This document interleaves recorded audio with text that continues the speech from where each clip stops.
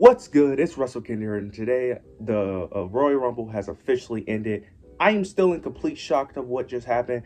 I'm not even going to go over our intro. Just make sure you like, comment, subscribe. I'm going to go ahead and jump straight into it. First, we start off with the women's Royal Rumble match. This was a really good Royal Rumble match. I really enjoyed it. We had some quite surprising entrants. We had Roxanne Perez comes out. She made her well, it wasn't much of a surprise, but she ends up making her Royal Rumble appearance in there. She lasted very long, very shocking how long she was in the match. Jordan Grace ended up making her debut, not her Royal Rumble debut, but her official WWE debut, being officially signed to WWE. She had a great showing. They had Jada Parker and Lash Legend, which I did not expect. I did not expect Jada Parker or Lash Legend to be in the Women's Royal Rumble this year at all. Stephanie Valkyrie also made her debut in the Royal Rumble, and Julia. I expected Julia. I didn't really expect Stephanie Valkyrie. I was actually shocked when she made her debut, which was very good. They both had good showings as well. Alexa Bliss also made her official return, which was great. I actually predicted that. I know it was some contract stuff, but I felt like that was kind of just, fake news, or maybe it was real, but they figured it out. But nonetheless, she made her return. I enjoyed seeing her again. Now, what she was wearing and the gimmick that it looks like she's presenting herself is a little worrying, because she came out with the doll, which, please just go back to the goddess gimmick. Please do not go back to no. Please, no. I'm hoping that was just a ruse. That was just a one-time thing. I'm hoping she does not go back to that gimmick. We don't need that Alexa Bliss. No. Keep her away from the Wyatts. Like, no. Or if she is going to be by herself, please just be the goddess again, or something else. Like, no. Anything but that. We do not need that again. Don't need that. Shockingly, though, there was no Jade Cargill or Becky Lynch, which I'm not mad at the Becky Lynch, because I didn't expect Becky Lynch to win, so I wasn't mad at that. I was more shocked that there was no Jade Cargill, which actually surprised me, because it's starting to make me believe that she's actually injured, which I'm starting to get a little worried, because if she's actually injured, how long are we going to play this storyline? Because I'm going to be honest, I'm kind of losing interest in this story, because there's not much Bianca and Naomi can really do to cause intrigue, especially with Bayley being on Raw now, so they can't do the whole did Bayley attack her. Nia's on SmackDown still, but Nia's the only other person they could really choose out of the bunch to really allude to who attacked Jade. But it's like, how long can you really play that story? So I'm starting to lose interest in the story a bit, because Jade didn't return, which was very shocking. So very interested to see how they play that story up. We did have some cool spots in this Rumble. It was one spot where Jordan Grace ended up hitting, I think it was a Death Valley driver, if I'm not mistaken, on Piper Niven. That was a very sick spot. It was one moment where Bianca ended up doing her, well, this was more of an annoying thing that I didn't like. You know, when Bianca ends up going for her punches, when she's punching someone on the top rope, and then she does the flip, then someone runs into the opponent that was in the turnbuckle, then she does it to them. Yeah, she did this 4 times. I hate when they do that, because the move itself already annoys me. I'm cool with her doing it with one person. 2, okay. But once you start getting into like 3, 4, it's like, okay, now this just looks stupid and we're dragging it. Like, they was doing a little too much with that. It was one moment where Ivy now ended up eliminating Lyra Valkyria. When I first saw that, I was very frustrated, but then realizing what ended up happening, I'm not as mad of it. I am a little confused on why Maxine Dupree eliminated Ivy now. It doesn't make logical sense why Maxine Dupree keeps getting the one-up on Ivy now when they actually have a match. It doesn't make logical sense, because logically speaking, Ivy now should be destroying Maxine Dupree, but they keep making Ivy now look like a moron when it comes to Maxine Dupree. I don't understand it. I get that heels are supposed to be weak, but in this instant, it just doesn't make sense for why they do that. I just don't understand it, in my opinion. We do get towards the end of the match. There were some other people. I know that Trish Stratus also made her appearance in the Rumble. I thought it was going to be more legends in this Rumble, which was very shocking. Same for the man. I thought it would be more legends, but I'm kind of glad there wasn't that many legends, because I think having legends and all of that is very overrated. But we get towards the final 4.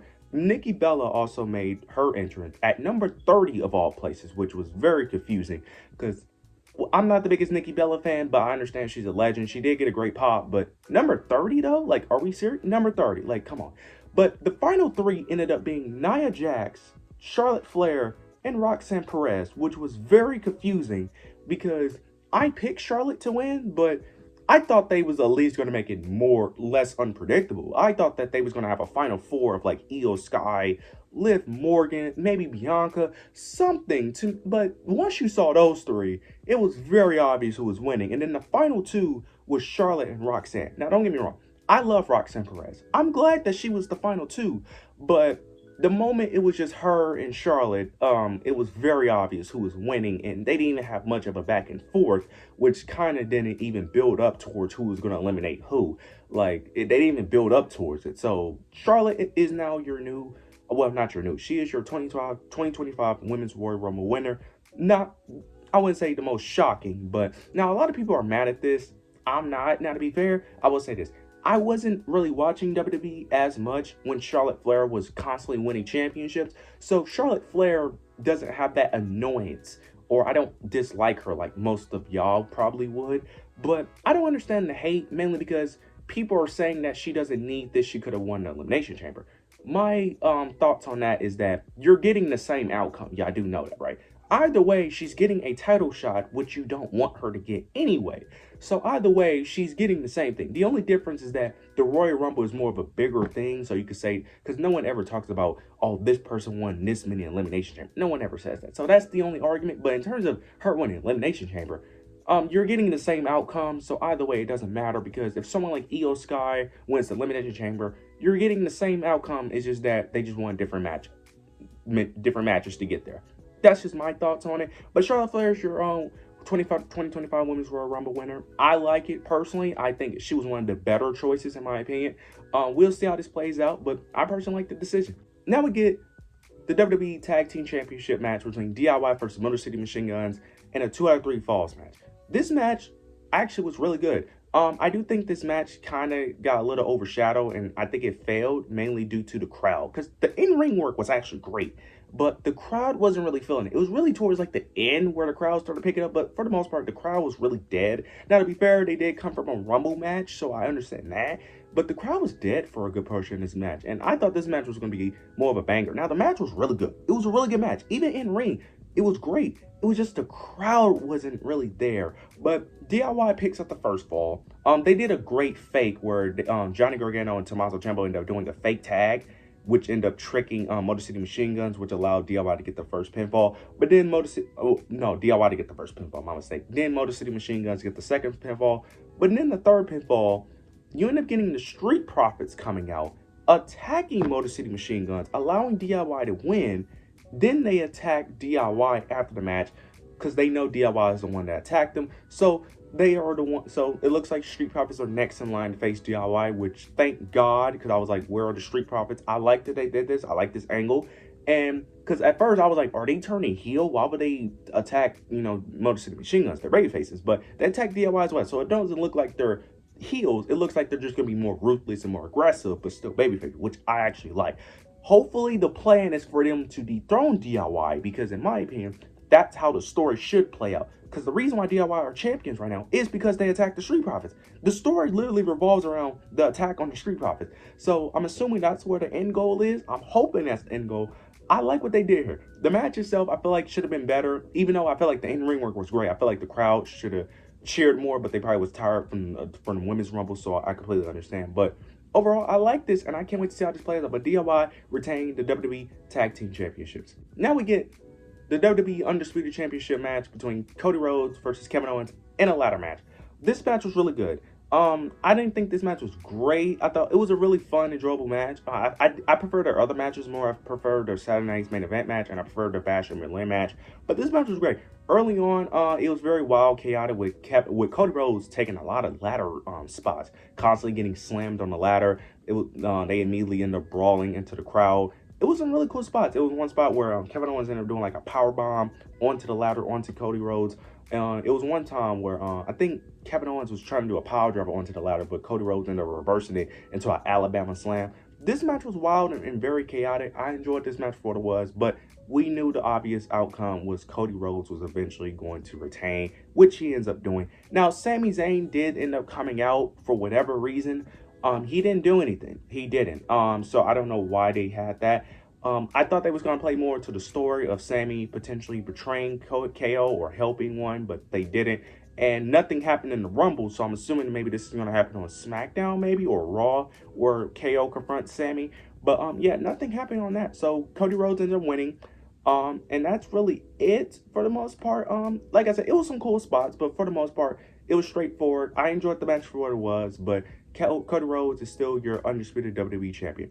Now we get to the men's Royal Rumble, man, and oh man, I am still in complete shock of what just happened, but I'm gonna go ahead and jump straight into it. Early on in the match, Carmelo Hayes ended up getting eliminated.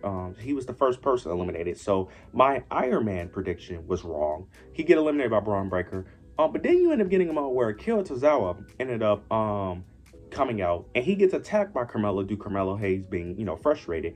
Then they need a replacement, and the replacement ended up being Speed of all people. I show Speed, yes. He comes out, he replaces Akira Tozawa. He actually get an elimination. I forgot who he eliminated. I think it was it Braun Strowman, if I'm not mistaken? It might have been Braun Strowman. He was helping Drew McIntyre, if I'm not mistaken. No, it wasn't Drew McIntyre. He was helping someone, and he ends up getting elimination, which was crazy. It was Otis who eliminated. Yeah, he eliminated Otis. And then Braun Breaker immediately spears him and eliminates him, which I thought was hilarious. That was a great spot. I really enjoyed that moment. Then later in the match, at number 16, we end up getting Roman Reigns of all people. Now, I knew Roman was going to be, well, we all knew Roman was going to be in this match, but I thought he was going to be later in the match. I thought he was going to be in the 20s, but he was actually number 16. He immediately eliminates a bunch of people. He eliminated Chad Gable, if I'm not mistaken. I think he eliminated Sheamus. He eliminated Joe Hendry, who I forgot to mention, who was a surprise. I think he was the only surprise in this men's Rumble, which was very shocking. I thought we got more surprises in the, I thought we got like at least one more surprise in the men's. I thought Trick Williams might have made an appearance, but he didn't. He eliminated Joe Hendry, but we end up getting a cool moment between him and Braun Breaker. They end up going back and forth with Braun hitting a spear on Roman. I thought it was great. We end up getting a cool moment with Roman and Jacob Fatu. Jacob Fatu was crazy. He was getting he was very good in this Rumble. But then soon after Roman entered the match, we end up getting Drew McIntyre. He entered the match. Of course, he immediately goes after Roman Reigns. They go back and forth, which I thought was very cool as well, continuing that story as well. Then we end up getting the return of AJ Styles, who also made his return with his original theme music. Thank God he returned with his original theme music, because there was no need for him to return with that other song he had. The other song isn't trash, it's just not that good.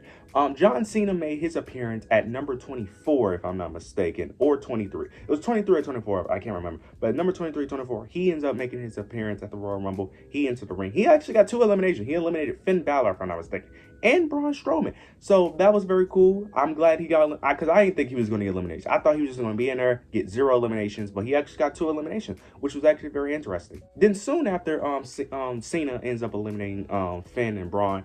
Then we get back-to-back top main event stars. We end up getting CM Punk comes right after Cena. Then we get Seth Rollins comes out there right after CM Punk. So now I think the final 6, well, actually the final 6 ended up being Cena, Punk, Seth, Roman, Jey Uso, and then Logan Paul was the number 30th entrant. Okay, so now we get into a moment where Roman and Seth are going back and forth.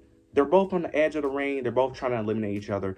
Then Roman and Seth are both they're leaning over the ropes, like half their body is over the ropes. Then you get CM Punk, who eliminates both Roman and Seth Rollins. That completely ruined my Roman Reigns prediction. But then I thought, okay, he eliminated them both. That's going to continue their feud whenever they continue to feud. Whenever Roman feuds with Punk, and that's going to continue the Seth Rollins and Punk feud. So, all right, Punk is going to win the Rumble. Or I assume so. But then afterwards, you end up getting Logan Paul, of all people, who eliminates CM Punk. So then it's just Logan Paul, Jey Uso, and John Cena. So my thought was, okay, this is it. John Cena, the GOAT, my favorite wrestler of all time, my GOAT, is going to win the Rumble. Cena eliminates Logan Paul. Then it's Jey Uso versus John Cena. They're going back and forth. Now, at this moment, I'm excited. I'm hyped, but I'm also hyped for Jey Uso, because I'm like, I wouldn't mind Jey Uso winning. I wouldn't mind seeing him go to WrestleMania, face Gunther. I wouldn't mind it, but I'm like, this is it. Like, John Cena has to win. They go back and forth. They're both on the ring apron. John Cena goes for an AA, but Jey Uso reverses it, and he ends up bumping John Cena off the ring apron. When I say that time froze for me, it literally froze for me. I was in shock, because nobody predicted Jey Uso winning this match. Nobody. I thought, and I'm still confused, because I don't know what you do with Punk, Roman, and Seth now, because I thought that Roman wins, Punk inserts himself, make it a triple threat, they get their main event. Because it's hard for me to see Roman not in the main event if he's going to be at Mania. And I don't know, Punk can win the Elimination Chamber, yes, but then what do you do with Roman at that point? Because Roman's whole purpose is about Cody. And without Cody, I don't see what else Roman would do at Mania, because it doesn't make sense for him to fight anybody else unless you want to do Drew McIntyre. But they haven't done a good enough job on that story for me to really buy into that. So that's the thing. And I'm not mad at Jey Uso winning. I am upset because John Cena lost, of course. But I did predict that John Cena was going to be the last one eliminated. But I thought Roman was going to be the one to do it. But the fact that it was Jey Uso of all people, that's the thing that shocked me. I'm not mad at Jey Uso winning. It's just that, no, I didn't expect it because I didn't think Jey Uso was going to win. I thought he would probably be like the final four, maybe final five. But the fact that he won the thing is crazy to even think about. I'm still in shock. I can't really believe it. I still can't believe it. I am lost for words. I can't even think because I'm going off the dome. I can't even talk right now. But you guys, let me know your thoughts and opinions down below. Make sure you like, comment, subscribe. But yeah, I can't even think right now. But yeah, that's it.